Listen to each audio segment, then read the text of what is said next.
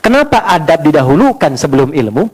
Adab itu sikap moral yang membimbing kita untuk berperilaku baik. Jelas?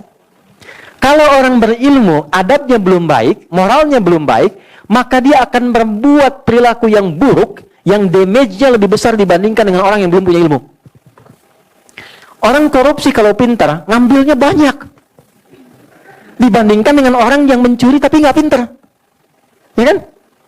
Kijang-kijang nanti durian disimpan di sini ya, tuh. Ya, banyak motifnya. Dan damage-nya lebih banyak. Sama, jangan dikira orang yang punya pengetahuan, tapi minim adab, jangan dikira bermanfaat. Merusaknya akan banyak. Ya, akan banyak. Siapa yang banyak memberikan fatwa yang keluar buruk, dan itu mencelakakan. Betapa banyak orang belajar, tapi kemudian setelah belajar berselisih. Ada yang mencela si fulan, ada yang mencela si fulan. Ada yang suami baru ngaji, pulang mencela istri. Istri baru ngaji, bid'ahkan suami. Dan yang paling kurang kita tutupi, yang lebih kita turunkan atau disamakan. Tapi bisa terjadi demikian. Apa yang salah? Adab. Maka Islam datang untuk melatih adab terlebih dahulu, dan saat yang bersamaan ilmu diberikan. Jadi tidak harus nunggu 16 tahun. Itu bersamaan. Karena saat berajar adab pun sedang belajar ilmu. Ilmunya khusus adab. Karena itu para ulama itu mendahulukan pelajaran adab dengan babnya sebelum masuk kepada ilmu-ilmu pokoknya. Apa di antara contohnya? Imam An-Nawawi itu menulis kitab Riyadhus Shalihin 1896 hadis.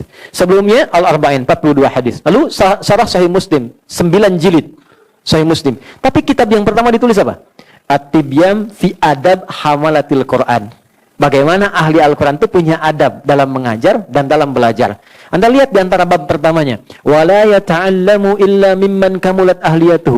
Tidaklah seorang murid belajar kecuali kepada guru satu yang pakar di bidangnya. Jangan sampai ini mengundang belajar hadis tapi pada orang yang tidak tahu hadis. Kalau gurunya paham fikih, fikih saja. Gurunya tafsir, tafsir saja. Jangan diminta guru tafsir ngajar fikih. Salah.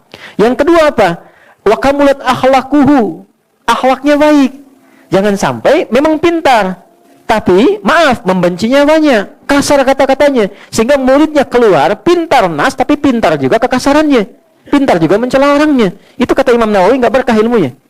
Maka adab penting. Datanglah dari guru lokal namanya Syekh Muhammad Hashim bin Ash'ari, menulis 19 kitab. Di antara 19 itu kitab pertamanya Adabul Alim wal Muta'allim.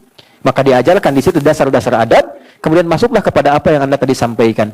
Saya ada koleksi lebih hampir 40 di kitab tentang sholat.